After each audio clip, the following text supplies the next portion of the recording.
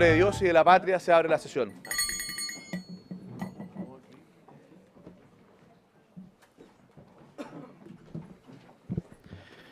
El acta de la sesión 256 se da por aprobada por no haber sido objeto de observaciones. A continuación, el señor secretario dará lectura a la cuenta. Gracias, presidente. Se ha recibido un oficio de Su Excelencia la Presidenta de la República, mediante el cual se presenta la urgencia suma para el despacho del proyecto que regula entrevistas grabadas en video y otras medidas de resguardo a menores de edad víctimas de delitos sexuales. 2. Oficio de Su Excelencia la Presidenta de la República, mediante el cual se presenta la urgencia suma para el despacho del proyecto que modifica el artículo 66 de la Carta Fundamental para rebajar el quórum de aprobación de las leyes orgánicas constitucionales. Eso es todo, presidente. Ofrezco la palabra sobre la cuenta. Cerrada la cuenta. Entrando a la orden del día, corresponde comenzar la tramitación del proyecto en moción. Iniciada moción que modifica el Código Tributario en el sentido de facultar al Ministerio Público para querellarse por delitos tributarios. Está muy bien empleado el concepto ahí, pero bueno. Iniciar investigación por delitos tributarios, boletín 9954-05. Hemos invitado por acuerdo de la comisión a esta sesión al fiscal nacional del Ministerio Público, don Jorge Aota, a quien le damos la bienvenida, le agradecemos su participación en esta instancia, quien está acompañado además por el director de la Unidad de Lavado de Dinero, Delitos Económicos, Delitos Medioambientales y Crimen Organizado, el señor Mauricio Fernández, y también, hemos invitado al director del Servicio de Impuestos Internos, señor Fernando Barraza, quien se encuentra acompañado de los asesores, señora Elena Amaya, ahí está la Elena, está, y el señor Bernardo Lara. Le ofrezco la palabra. ¿Sí? Diputado Cornejo.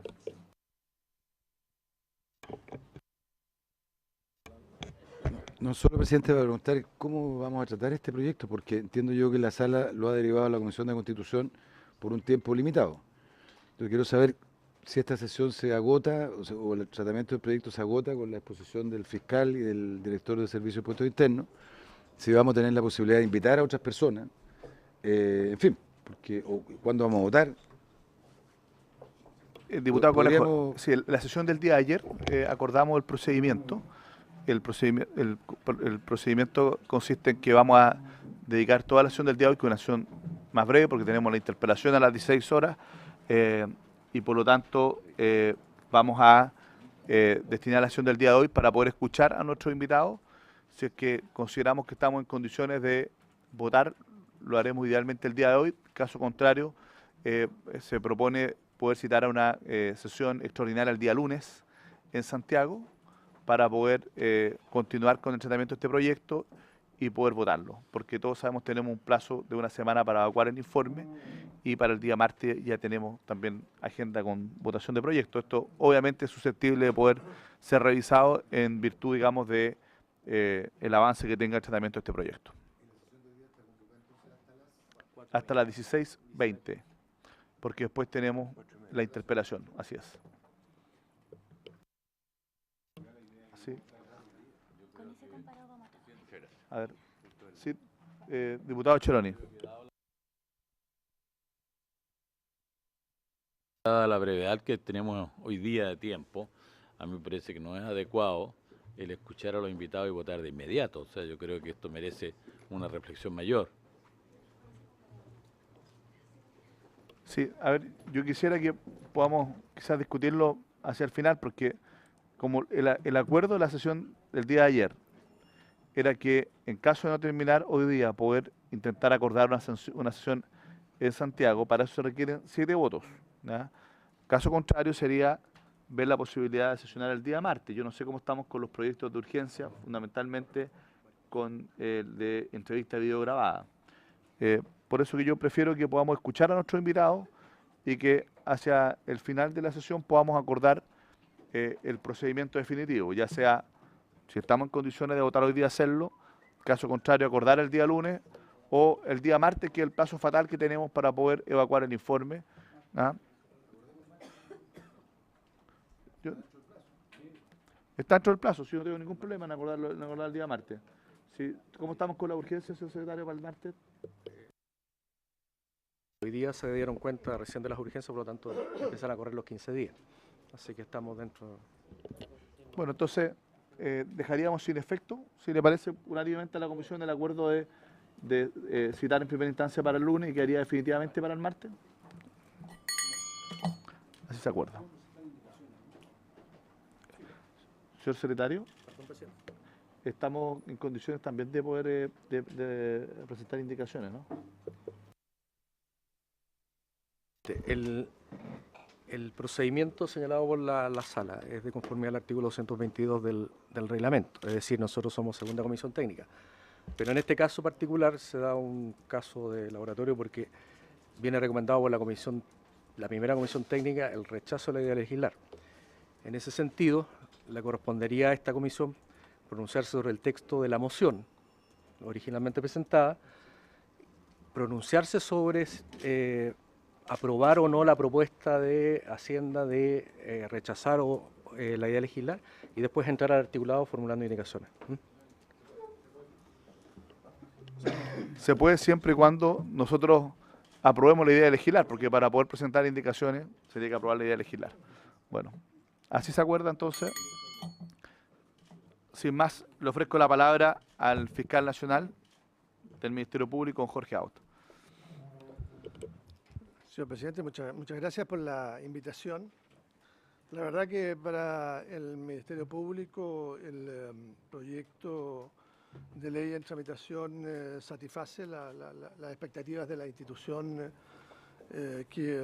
respecto de la cual viene reclamando desde hace algún tiempo y que dice relación fundamentalmente con la necesidad que el Ministerio Público como órgano constitucional autónomo tenga la facultad para ejercer la acción penal en toda clase de delitos. Esto lo hemos planteado en su oportunidad respecto del delito de colusión, lo hemos planteado también en relación al tema del servicio electoral y lo planteamos respecto del artículo 162 del Código Tributario. Y basamos fundamentalmente ya nuestra posición en la necesidad de una igualdad en el tratamiento ante la justicia penal.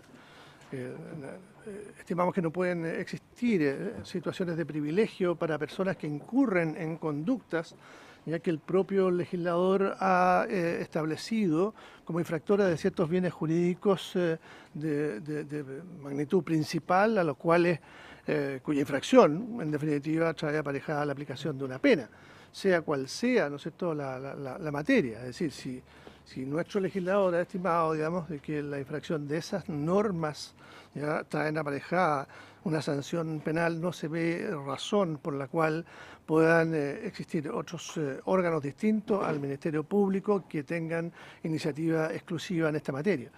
Esto hace o incide, digamos, en una coherencia del sistema penal, puesto que aparecen sectores privilegiados que infringiendo normas de tal naturaleza, ya pues bien pueden no ser objeto de una sanción penal a través del pago de alguna multa. Y esto favorece fundamentalmente a sectores, ¿no es cierto?, más acomodados de nuestra población. Hoy por hoy hay un reclamo de nuestra sociedad respecto de la igualdad entre, ¿no es cierto?, las personas que incurren en conductas que son constitutivas de delito.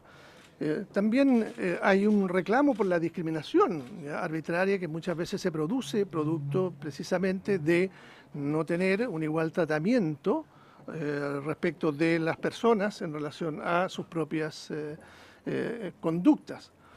Y uno lo puede ejemplificar, y lo hemos ejemplificado en más de alguna oportunidad. Se nos pide que castiguemos ejemplarmente a quien comete un delito, que hoy por hoy se llama un portonazo, ya que apliquemos sanciones severas se ha legislado en términos tales de incrementar la penalidad de ese tipo de delitos, la posibilidad de aplicar circunstancias modificatorias de la responsabilidad penal, pero por otro lado, quienes incurren en delitos que no son tan distintos y que afectan a bienes jurídicos relativamente similares, que es, ¿no es cierto?, ya la apropiación de dineros que deberían estar en un caso en el erario nacional, en otro caso, en el caso de la colusión, ya en el bolsillo de los consumidores y no de los empresarios.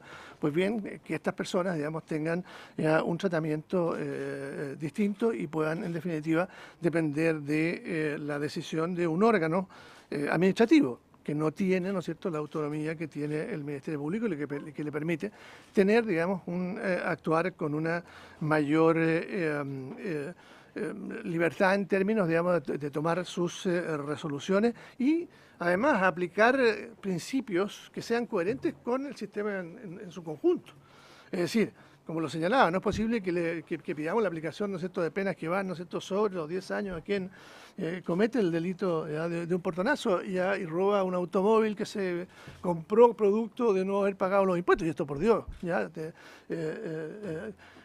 y la persona, digamos, ¿no es cierto?, la víctima de ese delito, en definitiva, a pesar de haber adquirido ese bien que es apropiado por un tercero, mediante una infracción también de carácter penal no tenga ya sanción o tenga una sanción puramente, digamos, ¿no es cierto?, monetaria.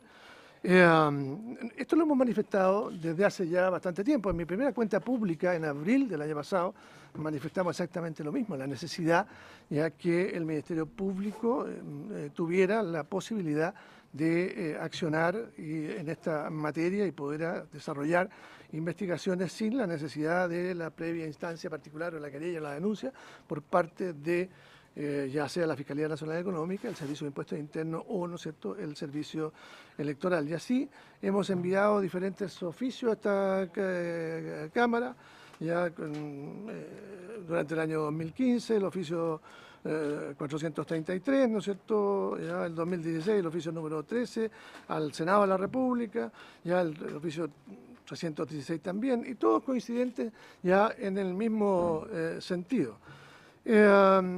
Se indica, digamos, como debilidad del Ministerio Público para poder investigar este tipo de delitos, el no tener el expertise, ¿no es cierto?, necesario para hacer investigaciones ya de esta naturaleza que tendrían algún grado de complejidad que los fiscales no tendrían la capacidad para poder investigar.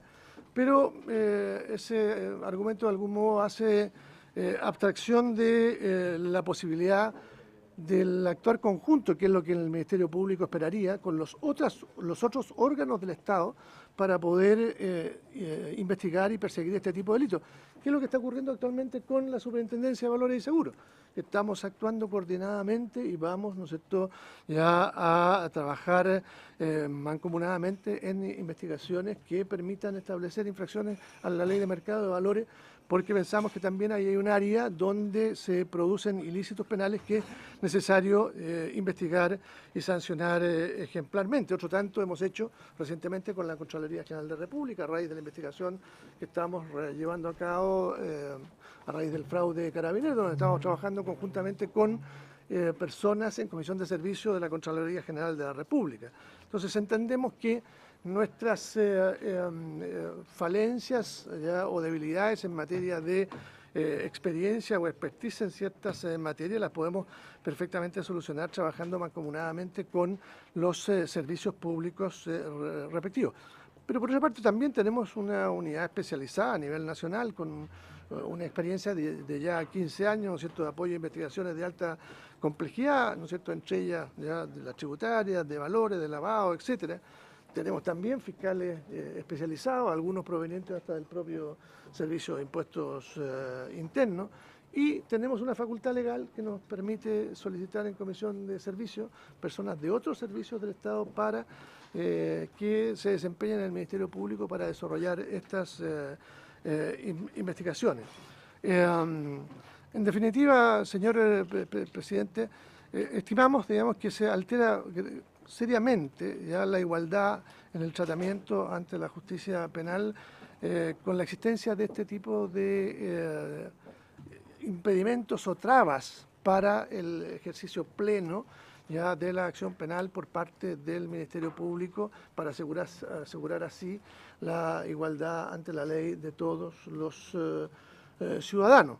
Situación que a nuestro juicio no ocurre cuando la acción penal, pues bien, depende de un órgano administrativo y no del órgano autónomo establecido por la Constitución para llevar adelante las investigaciones, para dirigir las investigaciones y ejercer, digamos, ya la acción penal cuando corresponda en su caso. Creemos además que las investigaciones que se han desarrollado en el último tiempo han demostrado claramente que es posible a través de ella cambiar las conductas, ¿no es cierto?, de los ciudadanos en relación a ciertas infracciones penales. Tenemos la certeza que hoy la situación en materia tributaria es bastante distinta que antes de que se iniciara la investigación relativa a los casos de Penta y Soquimich. Ya tenemos la certeza que hoy las prácticas, digamos, que quedaron en evidencia a través de esas investigaciones, hoy día los empresarios lo pensarán varias veces antes, ¿no es cierto?, de incurrir en la misma, puesto que necesariamente pueden traer aparejada, ¿no es cierto?, una sanción como la que nosotros proyectamos van a ser objeto las personas que incurrieron en esa conducta. En consecuencia, pensamos que la disuasión penal, más que administrar las infracciones en materia tributaria, lo que hace es inhibir este tipo de conducta. ¿Ya? Cuando no existe ya limitaciones de esta naturaleza y existe el riesgo cierto de ser objeto de persecución penal, por cierto, digamos que es una conducta o es una posición ya bastante más disuasiva respecto de, en el caso el caso tributario de los contribuyentes, ya que la eventual acción ya que va a depender, digamos, de una decisión de orden administrativa y mediante criterios que no están tampoco claramente ya explicitados. Yo le diría en términos generales, presidente, ya nuestro basamento ya es fundamentalmente en un reclamo ya por la igualdad ante la ley frente a ilícitos que nos parecen particularmente graves y estimamos, digamos, que tenemos que tener una coherencia en la persecución penal. Nosotros, como ya titulares ya de la investigación y la persecución penal, quisiéramos ser coherentes con todos los ciudadanos, ¿no es cierto?, que incurren en conductas que son infractoras de ley penal y no solamente de personas, digamos, ya que habitualmente son las personas que carecen de recursos. Cuando se discutía la reforma procesal penal, y una de las razones por las cuales probablemente nos encontramos ya trabajando en el Ministerio Público es tratar de evitar que el sistema procesal penal ya sea una máquina ya de moler carne de gente pobre. Eso nos parece que es inaceptable. Ya nos parece, digamos, que aquí hay un reclamo ciudadano de igualdad, ¿no es cierto?, ante la ley, y no es posible que existan sectores privilegiados ni en materia de colusión, ni en materia, ¿no es cierto?, ya de delitos tributarios, ni tampoco, digamos, perdonan, ¿no es cierto?, ya respecto de incumplimientos que cometan ya en materia electoral. Así que, presidente, es lo que yo podría plantear sin perjuicio de lo que más adelante pudiera yo exponer en virtud de algunas otras posiciones que se puedan plantear en el curso de esta sesión. Muchas gracias, fiscal. Le ofrezco la palabra al director de Impuestos Internos, Fernando Barraza. Bien. Muy buenas tardes. Por su intermedio, señor presidente. En la cual voy a dar mi exposición.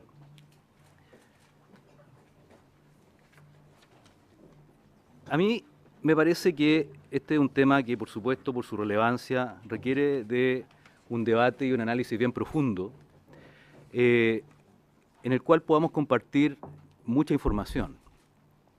Y es lo que intentaré hacer durante mi exposición.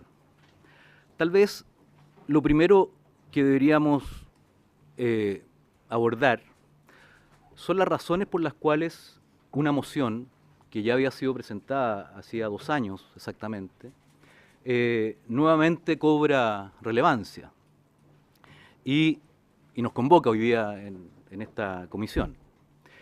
Y en ese sentido, me gustaría, por su intermedio, señor presidente, usar parte de mi tiempo para efecto de hacerme cargo en algunos juicios que se han señalado respecto a que el Servicio de Impuesto Interno estaría haciendo un uso arbitrario de la norma que le otorga la exclusividad para accionar penalmente en el caso de delitos tributarios. Y necesariamente tenemos que abordar la contingencia. Y la contingencia señala que hemos estado enfrentando casos que han sido de bastante connotación pública y que han estado asociados a lo que se ha denominado el financiamiento irregular de la política. Y por lo tanto, necesariamente tenemos que, y a mí me parece que es relevante, que nosotros abordemos y nos hagamos cargo de esos juicios y que para nosotros son mitos que se han instalado, en nuestra opinión, equivocadamente. Y para eso entonces traje, y ustedes lo podrán ver en el slide que se está proyectando, traje un resumen. Ustedes comprenderán que por la reserva que nos impone el artículo 35 del Código Tributario, yo no puedo referirme individualmente a los casos. Pero sí me parece relevante compartir con ustedes algún resumen que se haga cargo de estos juicios. En primer lugar, como nosotros sabemos, hoy día existen básicamente dos casos que han sido querellados, donde el Servicio de Impuesto Interno, en el uso de sus facultades, activó la acción penal. Y en esos casos tenemos esas estadísticas. En un caso tenemos que el Servicio de Impuesto Interno ha presentado 3 denuncias y en el otro caso 2 denuncias. Luego, respecto a las querellas, en un caso hemos presentado 16 querellas, en el otro caso hemos presentado 18 querellas. Luego, si nos fijamos y atendemos a las sesiones pecuniarias, vemos que en un caso hemos presentado 4 actas de denuncia para efectos de la sanción pecuniaria y en el otro caso también, coincidentemente, 4 casos. Respecto al número de querellados, en un caso tenemos 69 querellados, en el otro caso tenemos 62 querellados. Si vemos los documentos tributarios falsos que han estado involucrados en estos casos, en el primer caso tenemos 2.205 documentos tributarios falsos y en el otro caso tenemos 1.495 documentos tributarios falsos. Y si vemos el número de emisores involucrados, asociados a estos documentos, tenemos que en un caso son 149 emisores y en el otro caso son 253 emisores. Y además, si vemos un dato relevante, que nosotros, por supuesto, consideramos a la hora de aplicar los criterios con los cuales definimos finalmente una acción u otra, tenemos que el perjuicio fiscal en un caso supera los 4.000 millones de pesos y en el otro caso supera los 3.000 millones de pesos. Esto es relevante porque en el fondo se ha dicho también que el Servicio de Impuesto Interno, por la vía del uso de sus facultades, ha hecho diferencias y se ha dicho también que ha cargado más la mano en un sector u otro. Y esto refleja, por su intermedio, señor presidente, que las acciones penales que nosotros hemos adoptado de alguna manera son bastante equitativas, de alguna manera son bastante equivalentes. Estamos hablando de perjuicios fiscales de alto monto, para los cuales, por supuesto, nosotros en el ejercicio de la acción penal hemos, de manera más bien coincidente, hecho uso de nuestra facultad. Eso para abordar uno de los mitos asociados a que eventualmente nosotros estaríamos haciendo un uso arbitrario de nuestra facultad, en el caso específicamente de las querellas. Pero por otro lado, si avanzamos en la presentación, veremos que, y eso ha sido, ¿verdad?, fruto de la crítica de los últimos días, nosotros hemos activado una de las herramientas que tenemos, que es la sanción pecuniaria, en muchos otros casos de características similares. Y se ha dicho incluso que son equivalentes. Y yo quiero, a través de este slide, desmitificar ese juicio, puesto que si nos fijamos en el slide que les presento, tenemos en las 2 primeras barras, asociado al perjuicio fiscal provocado, tenemos los montos involucrados. En los 2 casos que ya relaté, para el primer caso, 4.000 millones de perjuicio fiscal, de pesos de perjuicio fiscal, y en el otro caso, sobre 3.000 millones de perjuicio fiscal. Y para el resto de las empresas, para las cuales nosotros definimos y tomamos la decisión de activar la sanción pecuniaria, los perjuicios fiscales son los que están a la vista. si nosotros nos fijamos en el resto de las empresas involucradas en estos casos, vemos que los montos de los perjuicios fiscales son muy diferentes, comparativamente diferentes. Si nosotros nos fijamos las distintas empresas que están involucradas en estos casos, nos damos cuenta que la empresa cuyo perjuicio fiscal es mayor, no alcanza al 10% de una de las empresas querelladas. Por lo tanto, son parte de los criterios que nosotros tenemos en consideración, criterios estrictamente técnicos y no de otra índole, a la hora de definir si activamos una querella o si activamos una sanción pecuniaria. Y nosotros podremos ver en ese gráfico entonces que en el caso de las empresas en las cuales hemos activado la sanción pecuniaria, el monto del perjuicio fiscal es comparativamente menor a aquellas empresas en las cuales hemos activado la acción penal. Y de eso se trata esta facultad. Esta facultad, ¿verdad?, es discrecional, lo dice la norma, sin embargo, a diferencia de lo que se ha señalado públicamente por algunos actores, no estamos haciendo un uso arbitrario, al revés, estamos haciendo un uso muy racional, fundado principalmente en los criterios que públicamente hemos definido y resguardando el interés fiscal, que es, por supuesto, finalmente nuestra misión, la misión del Servicio de Impuestos Internos. A su vez, otro gráfico que también es relevante a la hora de hacer este análisis. Si vemos, por ejemplo, el número de documentos falsos, el número de documentos tributarios ideológicamente falsos que han sido utilizados en los distintos casos, vemos también en porcentaje que las cifras son bastante distintas. En los dos primeros casos estamos hablando de que prácticamente los 2/3 de los documentos falsos fueron asociados y utilizados por las dos empresas querelladas, y en el resto de los casos los porcentajes de documentos falsos involucrados son bastante menores. Si nosotros vemos la empresa que más tiene de aquellas para los cuales activamos la sanción pecuniaria, tiene un 4,78%. Ahora, no significa esto, y esto es importante, no significa esto que nosotros estemos de alguna manera obviando el dolo, obviando el delito. Hemos dicho, aquí hubo delito tributario, y porque hubo delito tributario, efectivamente es que nosotros estamos aplicando una sanción. Y la sanción pecuniaria también es una sanción. Y por lo tanto, entonces, en función de los antecedentes, en función de los análisis muy rigurosos, técnicos, profesionales que hacemos, finalmente optamos por una acción u otra. Otro elemento relevante, las empresas para las cuales hemos finalmente decidido activar la sanción pecuniaria son empresas que se autodenunciaron, señor presidente. Son todas empresas que concurrieron voluntariamente ante un llamado del Servicio de Impuestos Internos, del exdirector del Servicio de Impuestos Internos, y pagaron y repararon el perjuicio fiscal con intereses, con reajuste y sin condonación. Por lo tanto, desde esa perspectiva también hay una diferencia respecto a las empresas que aplicamos la sanción pecuniaria versus las empresas que activamos la acción penal. Y ese es el uso de la facultad.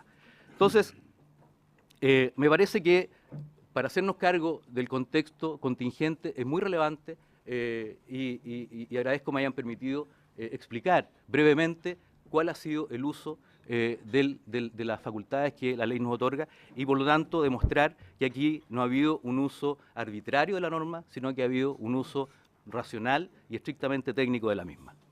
Ahora bien, si analizamos la moción y vemos las implicancias de la moción, es importante considerar que el Servicio de Impuestos Internos utiliza un enfoque de trabajo que analiza rigurosamente el nivel de complejidad o gravedad de cada uno de los casos, basado en un modelo de gestión de cumplimiento tributario que lo que busca es la proporcionalidad de la acción, la proporcionalidad de nuestras acciones de tratamiento frente a las distintas situaciones de incumplimiento tributario. Desde esa perspectiva, es importante también señalar y tener en consideración que en el marco de la legislación tributaria vigente, que no es solo el uso de documentos tributarios falsos o ideológicamente falsos, sino que es mucho más amplio. Involucra, por ejemplo, precios de transferencia, involucra también exceso de endeudamiento, involucra régimen de rentas pasivas en el extranjero, régimen de nula o baja tributación, procedencia de gastos, normas generales anti-elusión, de acuerdo a la última reforma tributaria. Por lo tanto, nuestro análisis técnico es mucho más amplio, mucho más técnico, mucho más específico y mucho más profundo que el solo hecho de las querellas por uso de documentación ideológicamente falsa. Y por lo tanto, entonces, nosotros cuando tomamos conocimiento de las diferentes situaciones que requieren claramente una especialización profunda para analizar y tomar las decisiones y las acciones proporcionales correspondientes, lo hacemos para efectos de hacer cumplir las obligaciones tributarias, que es en esencia la misión del Servicio de Impuesto Interno. ¿Y por qué necesitamos hacer cumplir las obligaciones tributarias? Precisamente para efectos de poder asegurar y garantizar los ingresos que el país requiere, ¿verdad?, para efectos de aportar a su desarrollo. Una moción como esta, en nuestra opinión, obstaculiza la función institucional de proteger la base imponible nacional y con ello, además, se pone en riesgo el bien jurídico protegido, que es el patrimonio fiscal o el tesoro público.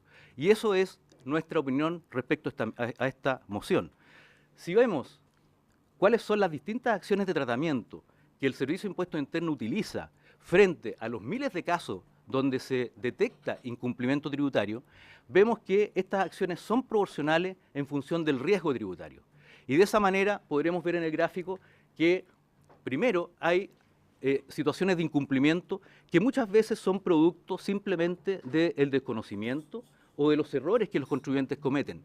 Y por lo tanto, para eso utilizamos, ¿verdad?, formas de abordar esos incumplimientos de manera masiva, con facilitación de distinto tipo, para efecto de que los contribuyentes corrijan su incumplimiento y por distintas vías reparen ese incumplimiento. Y ahí no estamos hablando ni siquiera todavía ni de querella, ni de sanciones pecuniarias, estamos hablando simplemente de acciones civiles que nos permiten recuperar las diferencias de impuestos con las cuales los contribuyentes han incumplido.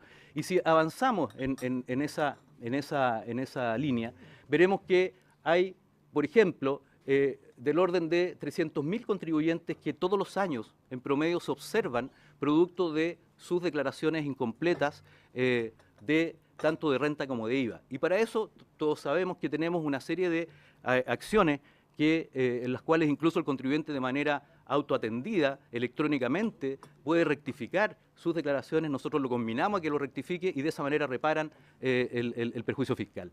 Y si avanzamos, vamos acotando, ¿verdad?, en la medida del riesgo y vamos aplicando nuevas acciones y por lo tanto tenemos año a año un promedio de 39.000 casos, por ejemplo, del artículo 21 de la Ley de la Renta, que tiene que ver con los casos que han ocurrido en el último tiempo y que están dentro del ámbito de los gastos rechazados. Luego de esos 20.000 casos, del orden del 20%, alrededor de 4.000, perdón, pasan a auditorías tributarias, que ya es, como todos sabemos, una auditoría, un análisis mucho más profundo, mucho más complejo, mucho más técnico respecto a poder determinar dónde estuvo finalmente la razón del incumplimiento. Y por supuesto que si se detecta dolo, si se detecta manifiesta intención de no querer cumplir, tenemos entonces y llegamos finalmente a las dos herramientas que el Servicio de Impuesto Interno tiene en base a lo que la ley le otorga de manera exclusiva. Por una parte son las sanciones pecuniarias, donde este año a la fecha llevamos 46, y por otro lado son las querellas, donde este año a la fecha llevamos 35. Entonces, si nos fijamos, nosotros tenemos distintas acciones de tratamiento que vamos aplicando en función de la gravedad del incumplimiento y en función del riesgo también de incumplimiento de parte de los contribuyentes. Y esa es la manera con la cual nosotros operamos. A su vez, cuando se detecta una infracción a una norma tributaria, tenemos básicamente dos vías. Por una parte, la infracción accesoria a los impuestos, sancionadas solo con multas, todo esto una vez que ya se han pagado las diferencias de impuestos. Pero tenemos entonces para determinado número de casos, ¿verdad?, de infracciones que muchas veces no es posible comprobar el dolo, entonces tenemos una herramienta. Pero en los casos donde enfrentamos infracciones susceptibles de ser sancionadas con pena pecuniaria o con pena privativa de libertad, aplicamos los criterios que son los que están establecidos allí y que nosotros públicamente hemos transparentado, que no son otros que el perjuicio fiscal, la reiteración de la comisión de los delitos, el uso de asesoría tributaria, el efecto disuasivo que la acción puede llegar a obtener, la calidad de suficiencia de la prueba, por supuesto, y la factibilidad de obtener una condena. ¿Y por qué es importante la factibilidad de obtener una condena? Porque es relevante, y por eso que nosotros utilizamos la herramienta de la querella como una acción excepcional, porque consideramos que si para nosotros es relevante, y lo decía el fiscal nacional, que se genere el efecto disuasivo. Por lo tanto, si nosotros nos querelláramos contra todos los contribuyentes con los cuales detectamos una diferencia, obviamente el efecto disuasivo se, de alguna manera, relativiza. Entonces, es relevante de esa perspectiva, entonces, en función de esos antecedentes, en algunos casos, por bajo monto, por baja reiteración y por todo lo que hemos señalado, aplicar una de las vías que es muy efectiva por la demás, que es la sanción pecuniaria. La sanción pecuniaria es una sanción que finalmente es establecida por un tribunal de la República, un tribunal y aduanero, donde además nosotros aspiramos a obtener, una vez pagados los impuestos, con multas, con intereses y sin ningún tipo de condonación, como he señalado, aspiramos a obtener al menos el 50% del perjuicio fiscal como sanción. Y eso es muy relevante a la hora de cumplir con nuestra misión de asegurar el cumplimiento tributario y, por supuesto, maximizar los ingresos tributarios para lo que el país requiere. Entonces, es por eso que, por una parte, optamos en algunos casos por la sanción pecuniaria y en otros casos optamos de manera selectiva por la denuncia o querella, y que son justamente en aquellos casos que nos parece que son de y no solo nos parece, sino que además las regulaciones de antecedentes nos reflejan de que son de mucho mayor monto, de mucho mayor gravedad. Si avanzamos, tenemos entonces que frente al incumplimiento de una obligación tributaria, cuando la infracción puede ser sancionada con pena pecuniaria o con pena privativa de libertad, existen estas dos opciones que están radicadas por la norma vigente hoy día en el Servicio de Impuesto Interno. Vale decir, por una parte, deducir denuncia o querella, iniciando un proceso penal regido por las normas del Código Procesal Penal, que es la acción penal, y por otra, la persecución o la aplicación de una sanción pecuniaria en los tribunales tributarios aduaneros, de acuerdo al artículo 161 del Código Tributario, y que obedece entonces a una acción infraccional.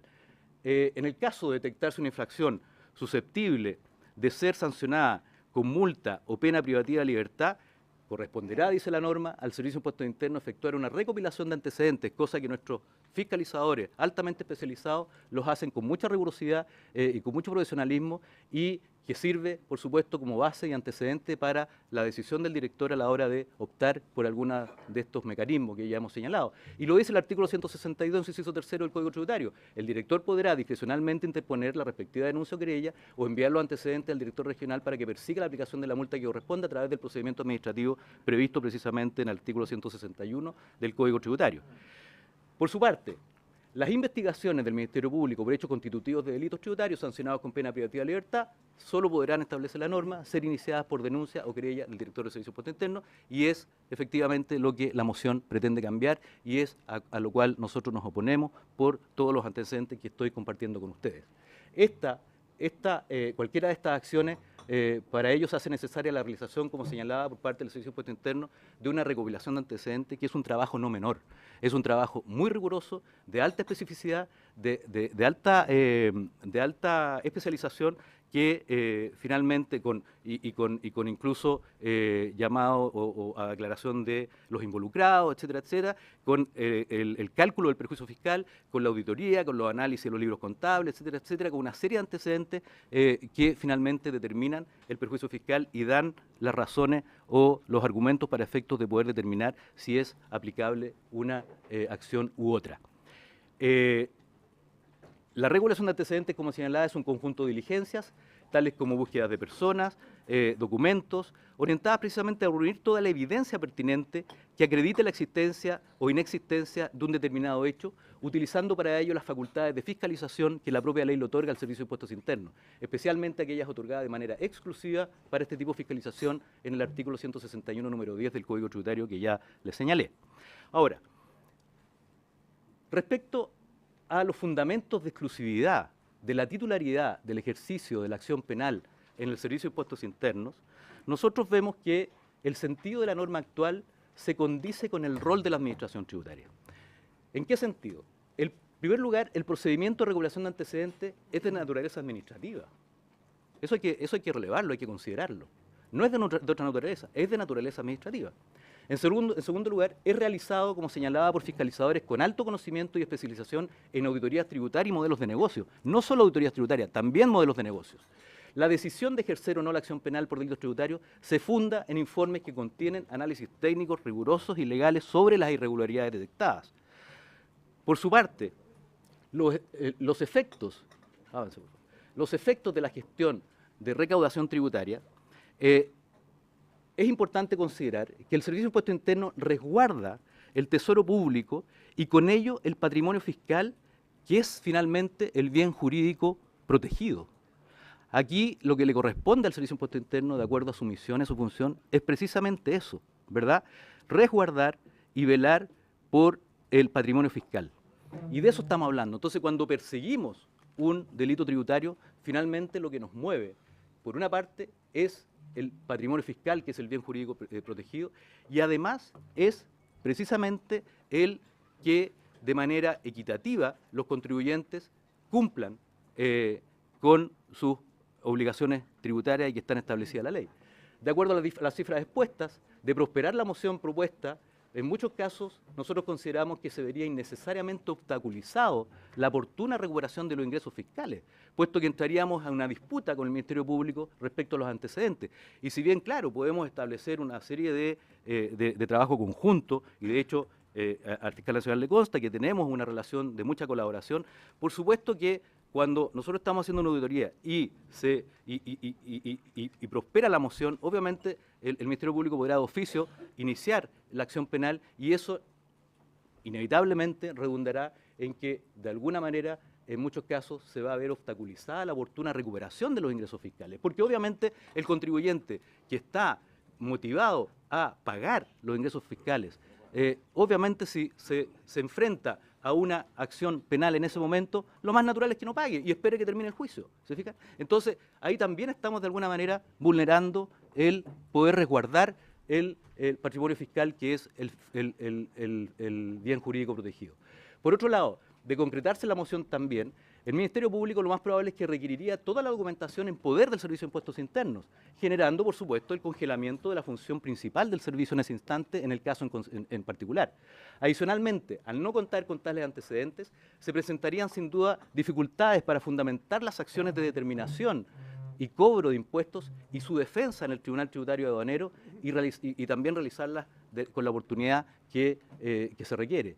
Y por último, además, no hay que considerar que existen plazos de prescripción que son importantes en materia tributaria para cobros civiles y por supuesto los plazos de prescripción siguen corriendo, por lo tanto de generarse algún obstáculo durante el avance del caso, inevitablemente nos podríamos ver en situaciones donde en muchos casos finalmente terminaría imponiéndose el plazo de prescripción y por lo tanto nuevamente no podríamos recuperar los impuestos ni siquiera por la vía civil.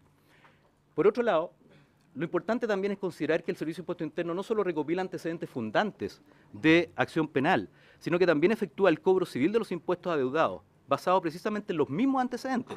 Por lo tanto, si el Ministerio Público inicia una querella en medio de un proceso de auditoría, quedaría inconcluso el procedimiento de cobro mencionado sin poder recaudar ni siquiera los impuestos debidos. A su vez, las normas actualmente impiden el doble juzgamiento en sede administrativa como en sede penal. Y eso también es relevante, puesto que de aprobarse el proyecto de ley se podría generar un doble juzgamiento, ya que el Servicio de Impuesto Interno podría optar por ejercer la acción pecuniaria y en paralelo, por supuesto, el Ministerio Público ejercer la acción penal, lo que llevaría inevitablemente a una pugna entre procedimientos por parte de los órganos del Estado, lo que por supuesto nadie desea y que además generaría además incerteza hacia los contribuyentes, lesionando el debido proceso y vulnerando un procedimiento que a nosotros nos parece que es racional y que además es justo.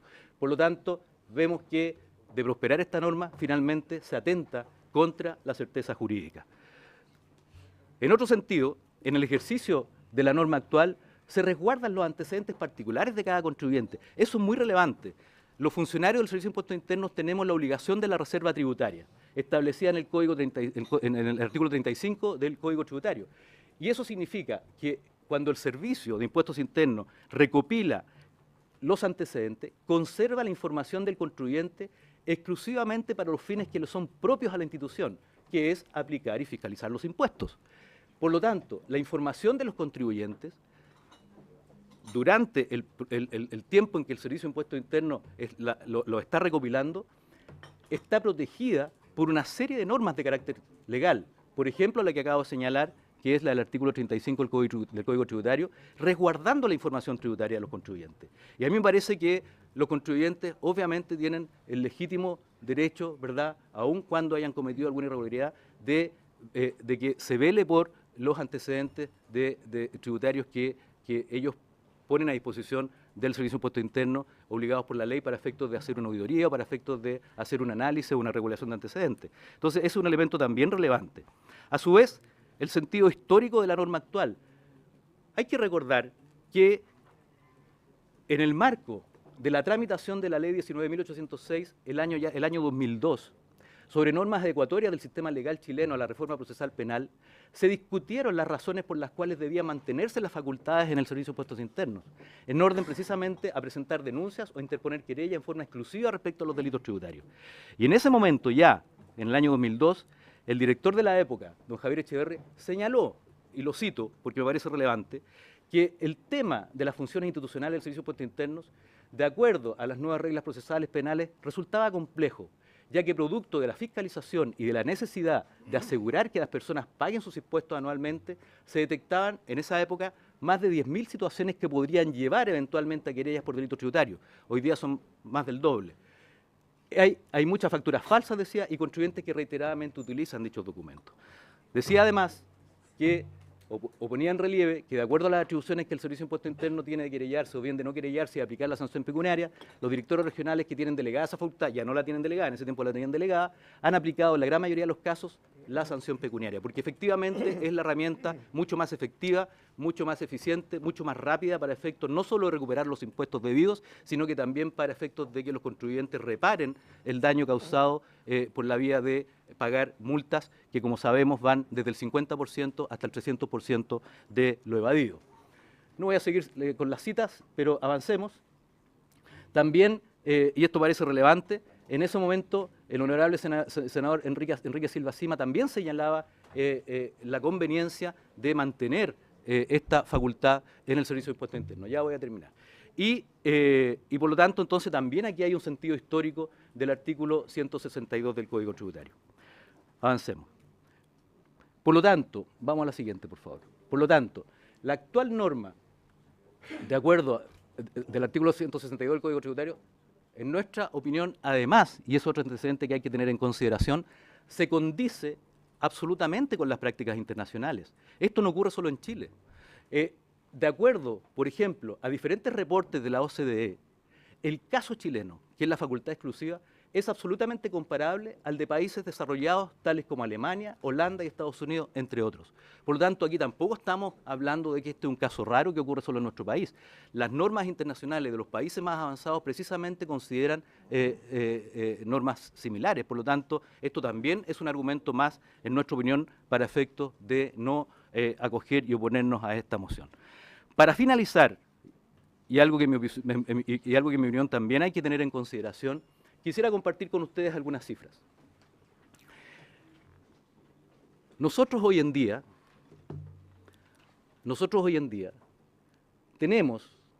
existen del orden de 272 querellas que el Servicio de Impuesto Interno ha presentado desde el año 2008 hasta la fecha. O sea, van a ser prácticamente 10 años. Querellas que el Servicio de Impuesto Interno ha presentado, ¿verdad?, para que el Ministerio Público inicie la investigación. Existen querellas vigentes hoy día, sin sentencia, donde las más antiguas datan del año 2008, donde solo en el 26% de esas querellas sin sentencia ha habido formalización. Solo en el 26,8% de las querellas vigentes en este instante, que aún no se logra sentencia, ha habido formalización. ¿Qué quiere decir eso? Que en el 73,2% restante de estas querellas ni siquiera se ha podido formalizar.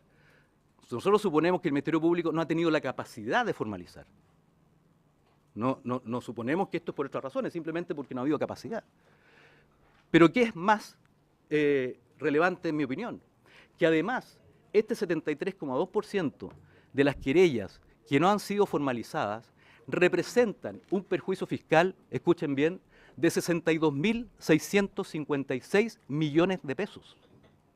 Vale decir, existen hoy día querellas que no han sido formalizadas con un perjuicio fiscal equivalente a 62.000 millones de pesos que el país no ha podido recuperar. Y este es un dato no menor, porque este es un dato práctico, este es un dato objetivo. Entonces, además de todos los antecedentes, además de la opinión que nosotros tenemos, si vemos lo que está ocurriendo hoy día, vemos que aquí hay un problema que es grave. Hay, como digo, más de 60.000 millones de pesos en querellas que no han sido formalizadas y a los cuales nosotros no hemos logrado todavía recuperar el perjuicio fiscal. Entonces, este es un tema también relevante que hay que tener en consideración a la hora de hacer este análisis, por supuesto, desapasionado de las contingencias, sino que con una mirada un poquito de más futuro. Ahora, esto respecto a las querellas sin sentencias, pero por otro lado también, si vemos y analizamos en los últimos 5 años, de acuerdo a nuestros registros, del total de condenados, escuchen bien, del total de condenados por querellas de delitos tributarios, solo se ha obtenido sentencia de cárcel efectiva para el 9,4% de los casos. Entonces, cuando vemos que, y señalamos que aquí queremos, ¿verdad?, un trato igualitario ante la ley y que por lo tanto en estos delitos también los contribuyentes cumplan con cárcel, en fin, etcétera, etcétera, veamos los datos. Solo el 9,4% en los últimos 5 años de los condenados ya con sentencia ha finalmente cumplido cárcel efectiva. Y a su vez, si vemos los montos involucrados, nos damos cuenta que las multas alcanzan apenas al 15,3% del perjuicio fiscal perseguido en el mismo periodo, en circunstancia de que por la vía infraccional es posible lograr un mínimo del 50% ante los tribunales tributarios y aduaneros. Por lo tanto, a mí me parece que aquí también hay antecedentes que son necesarios de considerar a la hora de tomar la decisión de aprobar esta moción. Muchas gracias, presidente. Muchas gracias, señor director. Tengo 3 diputados inscritos. Le ofrezco la palabra en primer término al diputado que además autor de la moción, Jorge Tarut. Sí, junto al diputado Insunza. Muchas gracias, presidente. El exdiputado Insunza.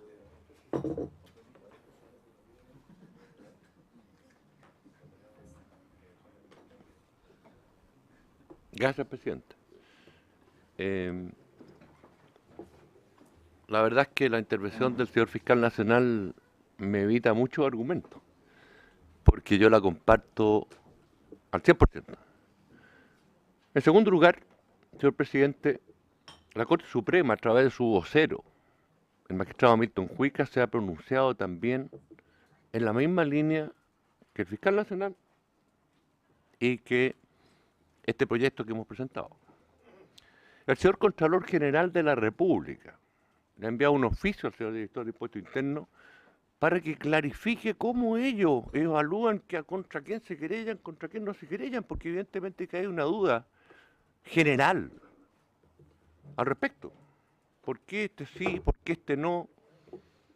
La verdad, presidente, es que escuché además en una radioemisora a un colega diputado argumentando de que aquí se le daban nuevas facultades a un organismo y por lo tanto sería esto inconstitucional.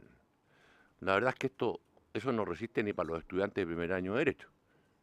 Aquí no se les están dando nuevas facultades a la Fiscalía, ellos tienen la obligación de perseguir los delitos.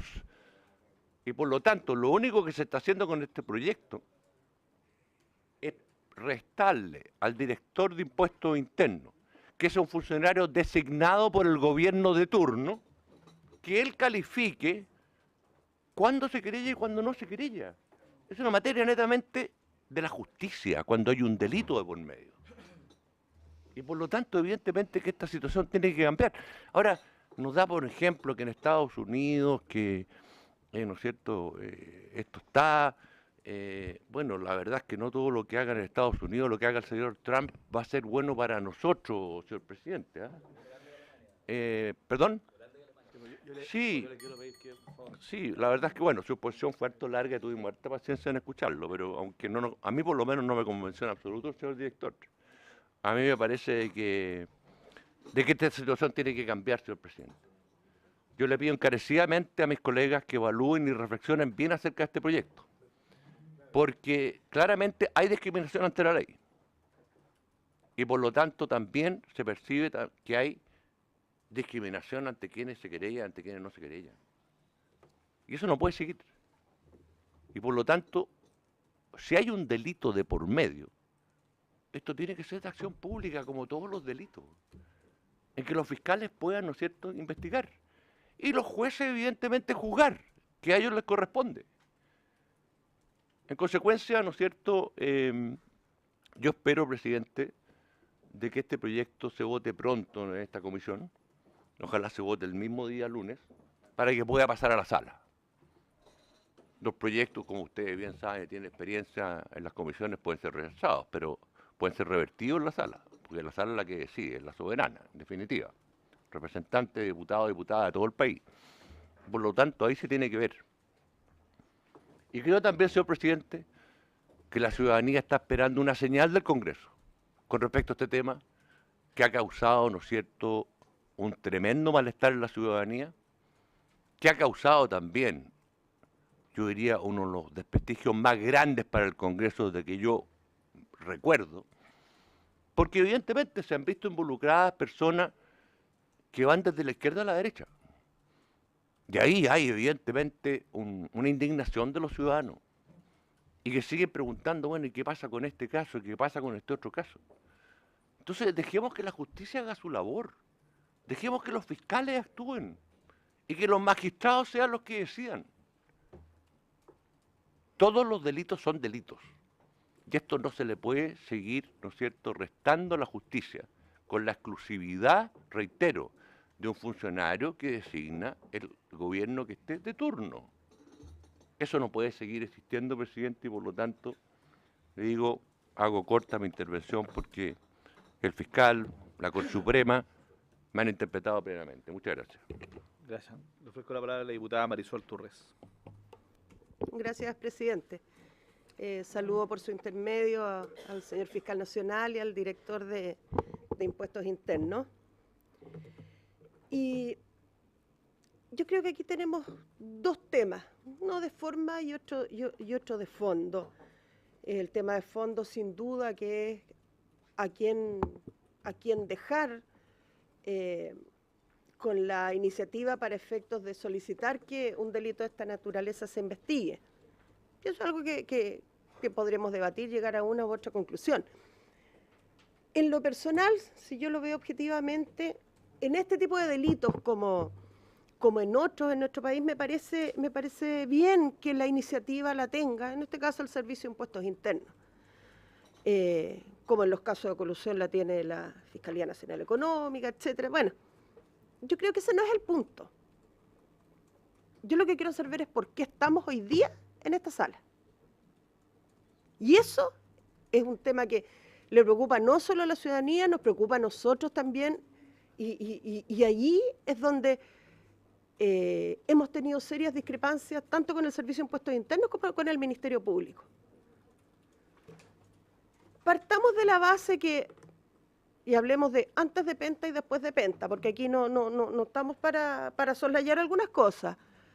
Cuando había estas boletas ideológicamente falsas, que se dan en muchos casos, a veces la gente ni siquiera toma conciencia de que está cometiendo actos irregulares.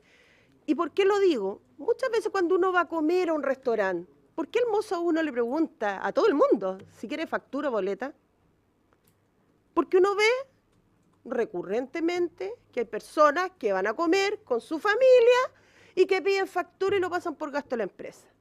Claro, bien difícil que el Servicio de Impuestos Internos pueda ver eso, pero estamos hablando de conductas que se dan regularmente. Si uno mira, en muchas empresas hay un número de camionetas mucho mayor de las que realmente se necesitan. ¿Por qué? Porque muchas veces el dueño, los dueños, la sociedad compra la camioneta para el hijo, le compra el vehículo a la señora, etcétera, para poder quitar el IVA. Pero eso se hace regular, son actos irregulares. Y en esos casos el Servicio de Impuestos Internos, ¿qué es lo que hace? Multas, hace pagar el impuesto que corresponde, porque eso no era gasto, etcétera, cuando logran darse cuenta. Y eso sucedía hasta antes de Penta. Con Penta la cosa cambió. Y aquí permítame decir, presidente, que yo creo que no me cabe ninguna duda, y no era usted en ese momento director, no importa quién haya sido, algunos dicen que hubo presiones, otros que no, pero claramente que hubo una intencionalidad política. El problema fue que se abrió una caja y que salieron muchas otras boletas y se vieron involucradas muchas otras personas de distintos sectores. Y ahí eso nos gustó. Y yo lamento profundamente que hoy día tengamos al Servicio de Impuestos Internos y también de alguna manera al Ministerio Público en este ambiente de duda y de falta de credibilidad que hay hoy día en nuestro país respecto de muchísimas instituciones. Estos casos sin duda que han hecho famosos a muchos fiscales o a varios fiscales. Esto hace que hoy día, por ejemplo, tengamos un fiscal como el señor fiscal adjunto, como el señor Gajardo, por ejemplo, haciendo declaraciones que yo creo que no compete a un fiscal estar enjuiciando a los parlamentarios por cómo votemos este proyecto, perdónenme. Y yo ahí le voy a pedir al fiscal nacional que se refiera a ese punto. Hoy día está en cuestionamiento un servicio del que todos nos sentíamos bastante orgullosos como es el Servicio de Impuestos Internos. Entonces, hay varias cuestiones que hay que aclarar. ¿Estos casos son delito o no son delito? Porque él dice que tiene la facultad y que a mi juicio el Servicio de Impuestos Internos ha usado de manera arbitraria para ver cuándo denuncia o se querella y cuándo no. Y en ello, yo como parlamentaria de la UDI, siento que ha habido una mano mucho más dura cuando se han visto involucrados en esos hechos irregulares personas de mi partido político, más que de otro. Y tengo todo el derecho a decirlo, lo estoy diciendo aquí de cara, de frente. Y cuando vemos hace poco la noticia de que no va a haber más querellas en Soquimich, por Dios, todos nos sorprendemos. Porque es de ese mismo servicio y del Ministerio Público de donde nos ha llegado la información respecto de hechos que no distan de otros respecto a los cuales sí se dedujo querella. Entonces, creo que efectivamente esta norma, como está hoy día, no es mala. Si la norma no es mala. El problema es el uso que se ha dado de esa norma, de esa facultad que tiene el Servicio de Impuestos Internos. Entonces, ahí viene otro debate, que no sé si será, no sé si alcance para este gobierno o lo tendremos que dar en el próximo, pero ¿quién nombra al director del Servicio de Impuestos Internos? Porque claramente no tiene autonomía. Todo lo que ha sucedido en estos últimos años nos muestra que el Servicio de Impuestos Internos, o al menos su director y por ende directrices, y no es nada personal director, sus directrices no son técnicamente o profesionalmente, no son objetivas respecto a lo que ha hecho con las querellas. ¿Por qué digo que me gusta que sea el servicio el que tenga la facultad de iniciar estos procesos? Porque sin duda que es un servicio profesionalizado y que conoce sobre derecho tributario probablemente más que la gran mayoría de los fiscales, sin desmerecer que los fiscales, porque en derecho uno nunca termina de aprender, sin desmerecer a los fiscales. Pero claro que aquí estamos en un servicio especializado donde tiene todo un aparataje para poder investigar. Pero yo creo que aquí lo crucial, más allá de quién deduce una querella o de qué forma el Ministerio Público puede investigar, es la forma parcial, la discrecionalidad que ha tenido el servicio en estas causas.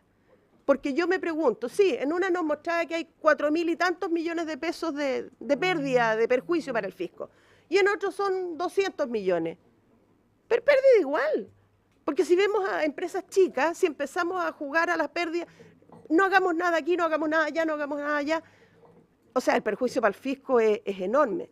Pero aquí lo que está en juego no es el perjuicio para el fisco, porque la acción administrativa se va a seguir exactamente igual. El tema es si esas conductas son o no son delictivas. Y no puede ser que en nuestro país sean o no delictiva dependiendo de la voluntad del director de un servicio, si es que quiere que se investiguen o no. No sé si soy clara en eso. O sea, hay ciertos dichos que todos repetimos. Y termino con esto, presidente. Sí, yo le voy a pedir que guardemos un poquito de silencio, porque de verdad que no podemos escuchar a la diputada. Gracias, presidente. Ley pareja no es dura. Aquí nadie pide normas especiales ni trato especial. Pero debemos tener normas claras. Un hecho es o no es delictivo, y de acuerdo a eso hay o no hay persecución penal. Pero no me parece que dependa de la voluntad de una persona, de un servicio, el que esto se persiga o no. Porque si no, es derechamente manga ancha, para que cada uno haga lo que quiera. Yo no creo que el darle esta facultad al Ministerio Público cambie esta realidad, al contrario. Creo que ahí puede, es más, abrirse en este tipo de casos una vendetta política. Yo creo que no es esa la idea tampoco. Más allá de la contingencia, lo que necesitamos es que la ley se aplique de igual forma para todos y que haya un rayado de la cancha sumamente claro. Gracias, presidente. Diputado Zafirio, solo quiero hacer presente que tengo otros 4 diputados inscritos y quedan 10 minutos de sesión, menos 9. Sí. Mientras se debate cuánto tiempo nos queda. Para los que llegaron más tarde, vamos a continuar el día martes. Sí. ¿Ya?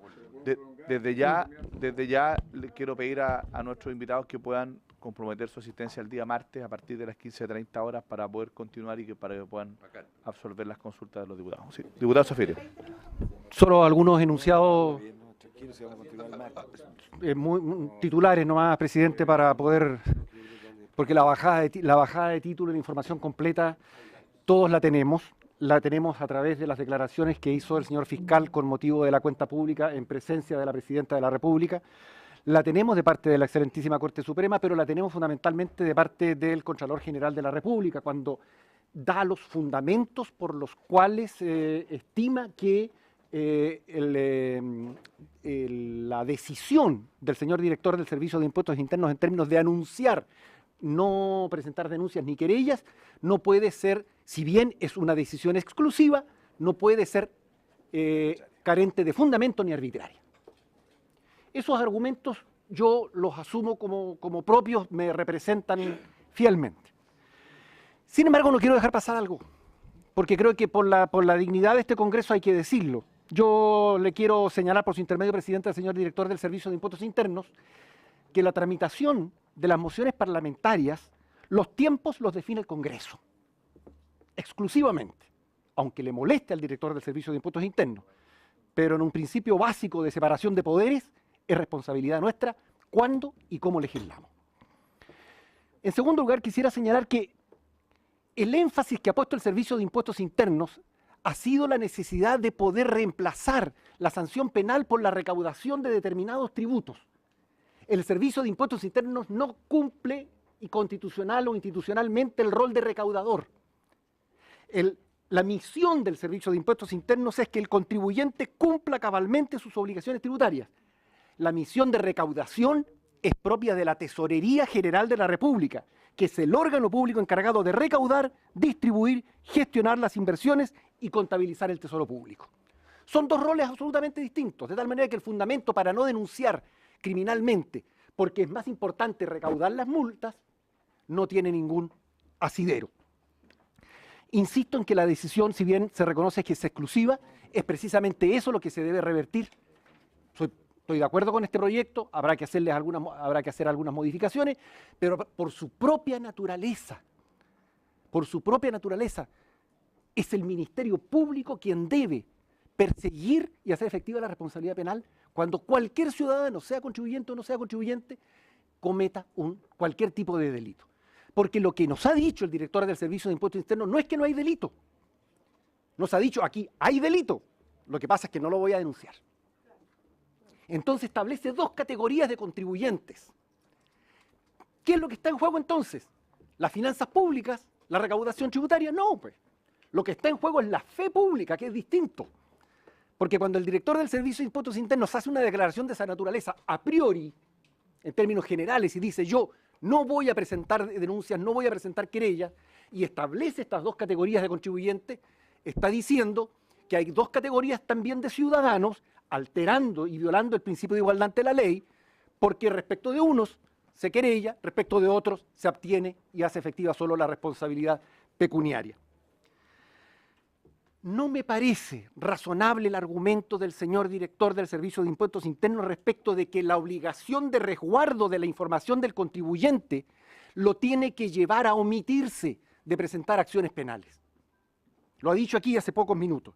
No entiendo que el espíritu de esa norma pueda llevar a que el director del servicio por sí y ante sí resuelva que para mantener la reserva tiene que impedir iniciar una acción penal, porque eso significaría que en el espíritu de la norma está que el que la reserva garantiza la impunidad. Respecto de, ya lo había señalado, determinados contribuyentes, no todos por igual. Creo que este proyecto, además, tiene una connotación jurídica, sin lugar a dudas, que es el eje central del debate, pero el debate en su acepción más amplia también es político y ese es el rol nuestro. Nosotros estamos enfrentando esta discusión en este momento porque tenemos un gran problema político, no porque tenemos un problema jurídico. Y el director del Servicio de Impuestos Internos está implicado en la acepción más amplia de la palabra, está implicado porque es un actor político. Responde a la estructura vertical del Estado central. No viene de la estratosfera, creo yo. Pero es designado por el jefe del Estado o por la jefe de Estado. Incluso si lo fuera con el sistema de alta dirección pública, nosotros mismos, en montones de debates hemos cuestionado la forma como se hace efectiva los nombramientos en los procesos de elección a través de la alta dirección pública. Cuando el que tiene que nombrar tiene la facultad de vetar todos los nombres hasta que logra que metan en la terna o la quina a la persona que le interesa nombrar. Entonces, no es un problema que tiene una sola arista. Yo creo que el señor fiscal nacional ha sido categórico desde el punto de vista de su mirada en cuanto órgano persecutor. El Contralor ha entregado su mirada, que ha sido muy categórica desde el punto de vista de la gestión administrativa del Estado. Y este Congreso tiene la responsabilidad de legislar sanamente para no replicar la experiencia de las colusiones, y termino de inmediato, presidente, porque me viene al recuerdo, aunque las características institucionales son distintas, el debate de las modificaciones a la ley de las colusiones. En que nosotros presentamos una indicación donde decíamos, entiendo que estaba el diputado Andrade también, donde decíamos que la facultad de querellarse tenía que estar radicada tanto en el fiscal nacional económico como en el fiscal nacional, los fiscales del Ministerio Público. Y fue rechazada. Y fue rechazado ese proyecto. Al poco tiempo nos enteramos de las colusiones de las empresas.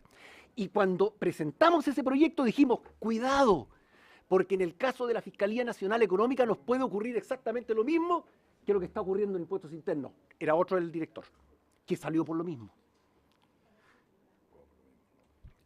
Eso es todo, presidente. Diputado Gutiérrez, ¿le parece que podamos prorrogar hasta las 16:30 horas? No, el acuerdo de los comités dice que hasta las 16:30 podemos sesionar. Estaba convocada hasta las 16:20, pero eso yo le pido que podamos, en virtud del acuerdo de los comités, poder prorrogar hasta las 16:30, 10 minutos. ¿Le parece? ¿Sí le parece? Así se acuerda. Diputado Gutiérrez. Cosa breve nomás. No, solo decir que a mí me parece que lo que señala por su intermedio, presidente, el señor fiscal nacional en cuanto a apelar al principio de igualdad, sin duda es un principio constitucional. En consecuencia, cualquier norma de rango inferior cede ante el principio constitucional de igualdad ante la ley. Y sin duda el principio de igualdad se rompe con la existencia de esta norma. No quiero decir que haya una inconstitucionalidad, eso tendrá que discutirse en su oportunidad, pero yo creo que esa norma tiene algunos inconvenientes constitucionales, creo yo. Segundo, cuando el señor director del Servicio de Impuestos Internos hace una defensa cerrada de su facultad, pidiendo que esto vaya a ser conocido también por el Ministerio Público, a mí la sensación que me queda es como que si estuviésemos dándole facultades al Tribunal de la Inquisición, ¿verdad? Es como que si fuese un tribunal que está, no sé, que no existe en otro ordenamiento jurídico. Es decir, lo que estamos apelando es que también el Ministerio Público también pueda deducir en su oportunidad denuncia o querella por delito tributario. Entonces defiende su facultad como si le hubiésemos entregado facultades a no sé quién, a alguien terrible, si es parte de nuestro ordenamiento jurídico. Está hablando del Ministerio Público, que de acuerdo al artículo 83 dice con claridad, un organismo autónomo, jerarquizado, con el nombre del Ministerio Público, dirigirá en forma exclusiva la investigación de los hechos constitutivos de delito y determinará la responsabilidad. Eso es lo que establece nuestra Constitución, es decir, el órgano que tiene que investigar de manera imparcial, objetiva, la ocurrencia de delito, es el Ministerio Público. Es decir, acá no estamos hablando de un ente que no tiene nunca facultad, que nunca ha sabido investigar delitos. Estamos hablando del Ministerio Público. Entonces, cuando uno escucha al señor fiscal, al señor director del Servicio de Impuestos Internos, con esta vehemencia de defender sus facultades y que no haya traspaso al Ministerio Público, parece que de traspasarlo al Ministerio Público estamos cometiendo un acto abominable, es decir, algo que es terrible. Si lo que estamos diciendo es que también se ha investigado, como todos los delitos en Chile, se han investigado, porque tiene facultad también exclusiva, como dice el artículo 83, de investigar los ilícitos penales en Chile. Es decir, no estamos diciendo nada abominable, por su intermedio para el señor director. Lo que estamos diciendo es que esa competencia que le da el artículo 83 de la Constitución Política de la República, en cuanto a que quien conoce con exclusividad la persecución de los delitos penales es el Ministerio Público, eso es lo que estamos diciendo. No estamos diciendo ningún garabato, no estamos diciendo ninguna torpeza, nada, así como para decir. Y además también el sistema consagra que el señor fiscal, bueno, el Ministerio Público también tiene sistema de salida, esto es un sistema negociable. Hay muchos también parlamentarios que han salido del sistema justamente producto de negociaciones. Es decir, ¿dónde está lo terrible, lo tremendo, digamos? ¿Cuál es lo que la hecatombe, el apocalipsis que va a caer sobre nuestro sistema porque termina con la exclusividad del Ministerio Público de deducir denuncia o querella? Y no hay ninguna. Es decir, no estamos diciendo nada terrible. ¿Y por qué? Porque el artículo 83, por lo demás, también podríamos decir que incluso que hasta esa facultad, tal cual también dijimos con respecto a la igualdad ante la ley, también podría ser hasta inconstitucional ese artículo que solamente le da exclusividad de la persecución penal al Ministerio Público en el delito tributario, porque efectivamente que tiene la exclusividad de la persecución penal del Ministerio Público. Podríamos decirlo, pero creo que seamos honestos para el debate que estamos haciendo, porque yo creo que siempre, sobre todo la audiencia lo está mirando y algunos contempla con estas sesiones como, por ejemplo, mi mamá, que la ve cada vez porque dice va a salir su hijo. Están todos. Entonces, quiero recordar por qué estamos en esto, por qué estamos en esto, y ahora resucitó el proyecto de nuestro buen amigo, por esto que salió en el diario. Dice, en este sentido, Jorrat ratificó el haber recibido presiones del Ministerio del Interior para no continuar con la investigación del caso SQM, comillas. El mensaje era que no nos siguiéramos metiendo en el caso SQM. Cuando el Ministerio Público quería incautar cierta documentación, sigue Jorrat, dice, nos pidieron supuestamente a nombre del ministro Peñailillo que recurriéramos con camiones a SQM para retirar la contabilidad, querían obstaculizar el trabajo de la Fiscalía, pero no estuvimos ni cerca de hacer algo así, exclamó el ex director del Servicio de Impuestos Internos. Es decir, el antecesor del director del Servicio de Impuestos Internos que está acá, está señalando de que él fue objeto de presiones políticas para no acometer lo que tenía que hacer, cumplir con sus deberes de denunciar lo que quería hacer, sino que por el contrario le sugirieron que arrendara un camioncito, se fuera a SQM, sacara cuánta contabilidad había ahí y la escondiera. Entonces, como el señor director, por su intermedio, es de Servicio de Impuestos Internos, es una autoridad designada por alguna autoridad política, entonces me imagino que tiene que haber estado presto también a arrendar un camión para partir a buscar la contabilidad de SQM.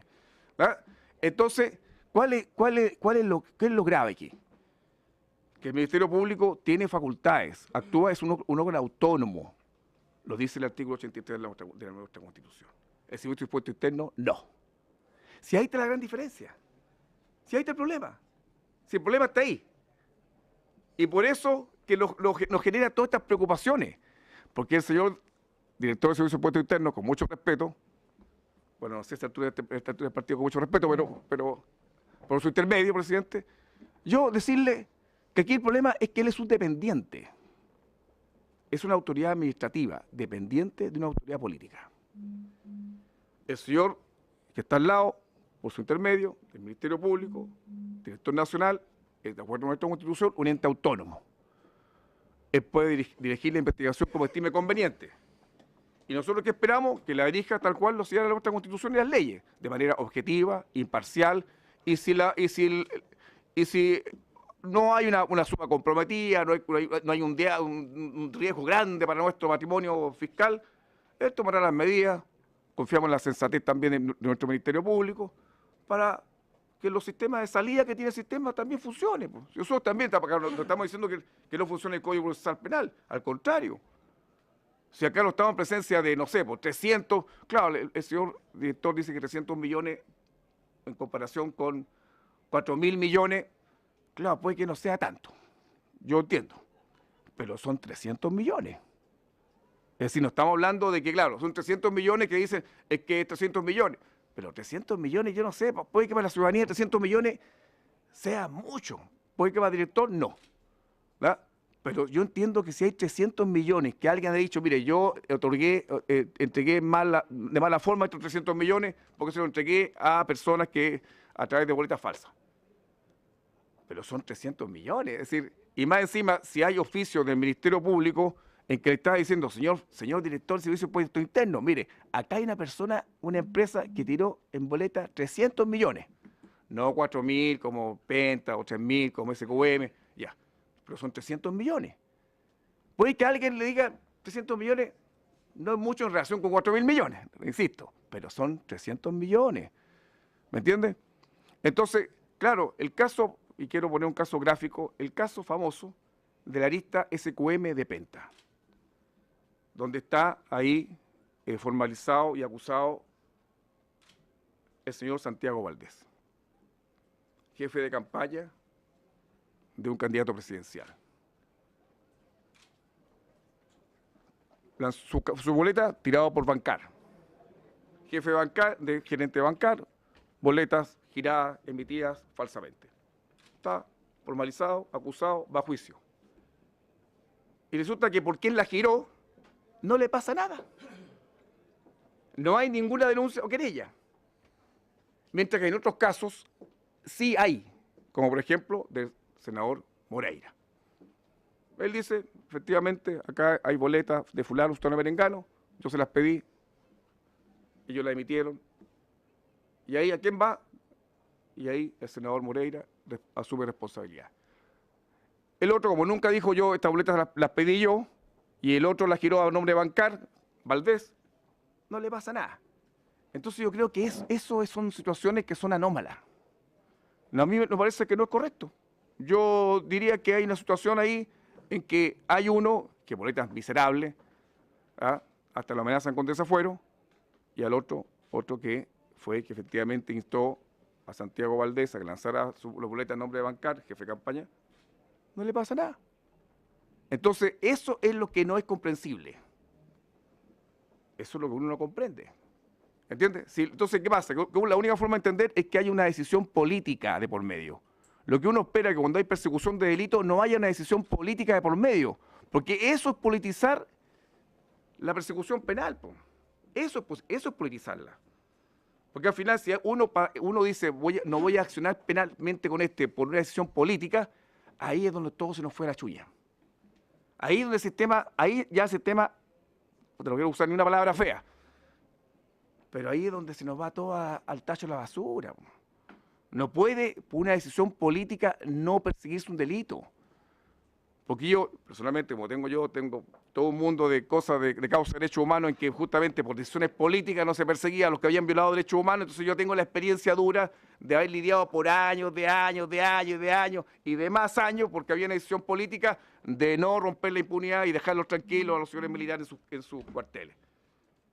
Tuvimos que bregar por cuántos años para que esa decisión política, de una vez por todas, se fuese al tacho de la basura. Pero las elecciones políticas son lo que le hace mal a la persecución penal y le hace mal a Chile. Gracias, presidente. Muchas gracias, diputado. Estamos en la hora. Quedamos desde ya citados para el próximo martes a las 15:30 horas, y aprovecho de recordarle a los diputados que estamos citados también para mañana de 9 a 10:30 horas en esta sala para poder continuar con el proyecto que modifica el capítulo 15 de la Constitución Política de la República. Se ha invitado al Consejo Ciudadano Observador del Proceso Constituyente. Habiéndose cumplido con el objeto de la presente sesión, se levanta. Muchas gracias y nos vemos el martes.